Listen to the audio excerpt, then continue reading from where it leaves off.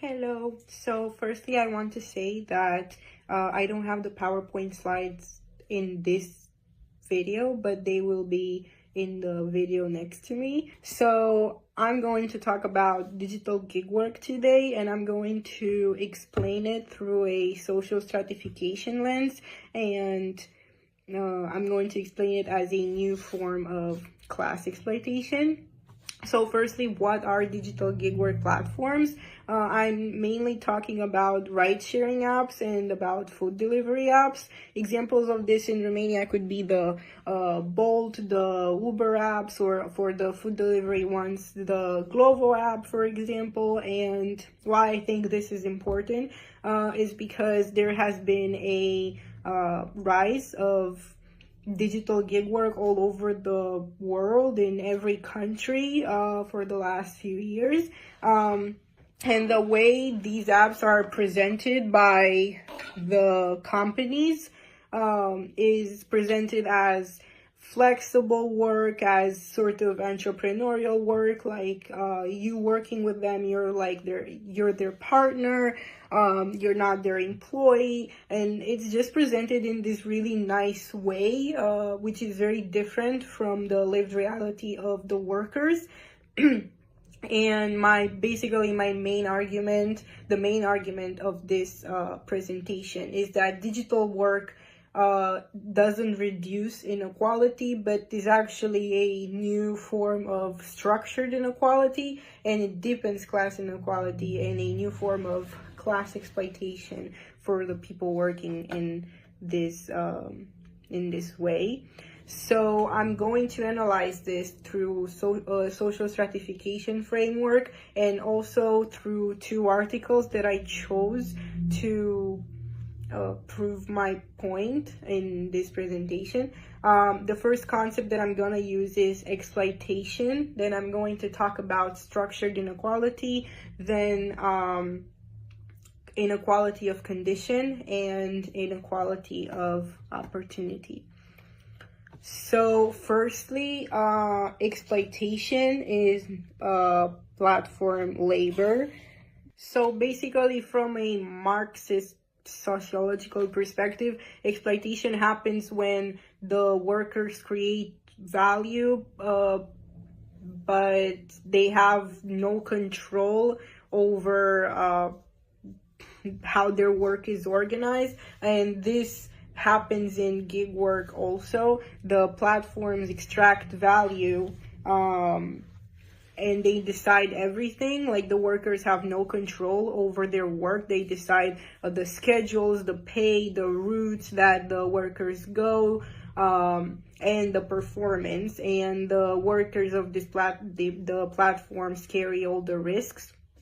And this is shown in one of the articles that I chose, which is called Algorithmic Exploitation. And in this article, the authors explained how platforms use algorithm management to control the work without direct humans doing it. Like, there's already technology, AI, algorithms that do this. So there's no actual human supervision. They're not even supervised and controlled by people. They're controlled by algorithms. So workers are constantly monitored through these new technologies. They are rated and they are evaluated. But they don't understand how these decisions are made, and they're in this they're always scared that they have no stability in their work, and they're always scared that maybe their account is going to be closed because of a bad rating. Maybe they did the delivery good, but the person just wanted to give them a bad rating. So they're always controlled by these algorithmic things without even knowing how these things happen. Then I said I'm going to talk about structured inequality. Gig work platforms obviously are not neutral structures. They are structured systems that favor the company over the workers. I already touched upon this, but they control everything, and there's this obvious power imbalance that explains why gig work is a part of structured inequality.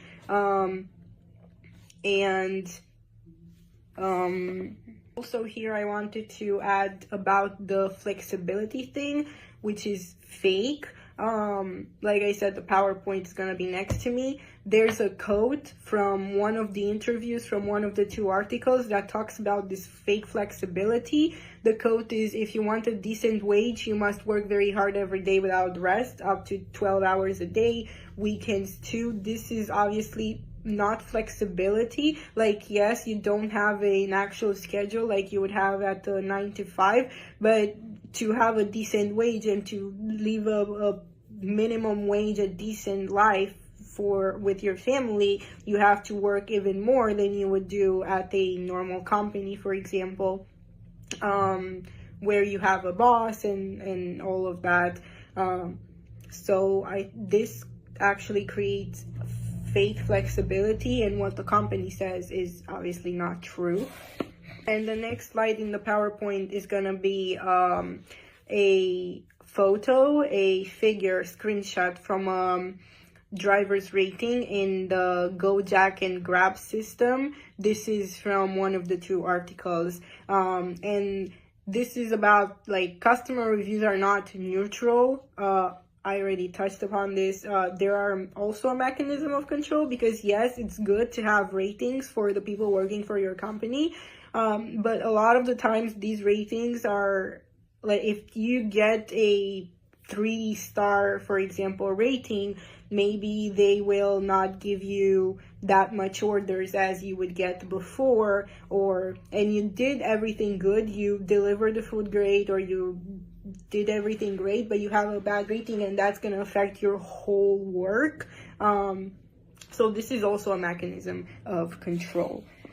Then the next slide is about inequality of condition. This is about the fact that they have no, like, apart from the money that you earn on your delivery, you have no other good things about this job. Drivers are not entitled to health insurance, public medical services. Their income is threatened if they do one bad step, and if they get injured, because I'm gonna give you an example in the next slide. No one is helping you, the company doesn't help you, you have no insurance or no help if you get injured by delivering your food or getting into an accident. In the ride sharing, you use your own car, so if something happens to your car, you have no job basically after that. And basically workers are seen as these replaceable things that can be replaced, like, in a second if something goes wrong. And this is worse than a normal job, even though the companies say that you are their partner and that this is a better way, in a way, to work. The next slide is gonna show a photo from the article of a food delivery person. This is something that happened in China, that was hit by a woman driving her car, and then the woman also hit the man because she thought that it's his fault that she hit him, whatever. And the person said that we are migrants. The person delivering the food gave a quote that I put here on the slide, that we are migrant drivers with little power and are disposable, and that's why they can bully us. And who can I blame? I can only blame the fact that I was born a rural peasant. And, like, again, they have no protection, and they also blame themselves because they think this is normal. Then I'm going to talk about inequality of opportunity. Again, this is a false claim coming from these companies that you have you can earn as much money as you want if you work hard enough in this company and in this way.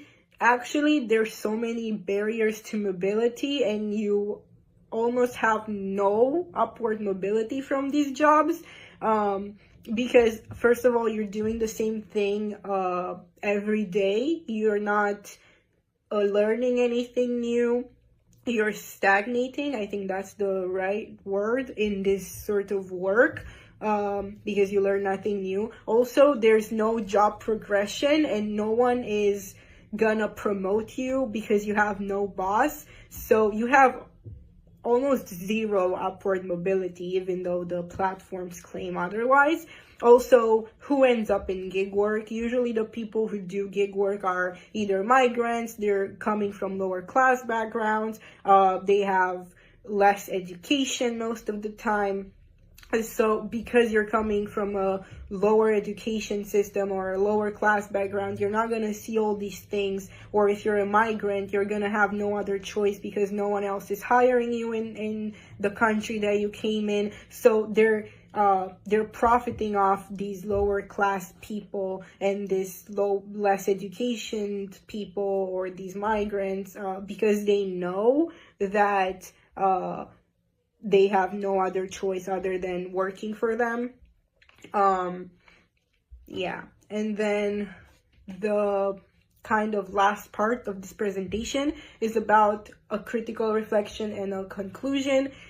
My critical reflection on this is that yes, gig work can give you some sort of flexibility, but at a lot of costs. Firstly, security, protection. You have no security, no protection, and you have no stability. There's a lot of bad things that come with this really little flexibility, which I already touched upon, that is usually almost always fake, because there's no flexibility if you have to work 12 hours a day and you also have to work in the weekends too. So yeah. The algorithmic management also reinforces the class-based exploitation. You're getting exploited by algorithms, and you're always on the verge of losing your job if you do one mistake, which I think is really bad. And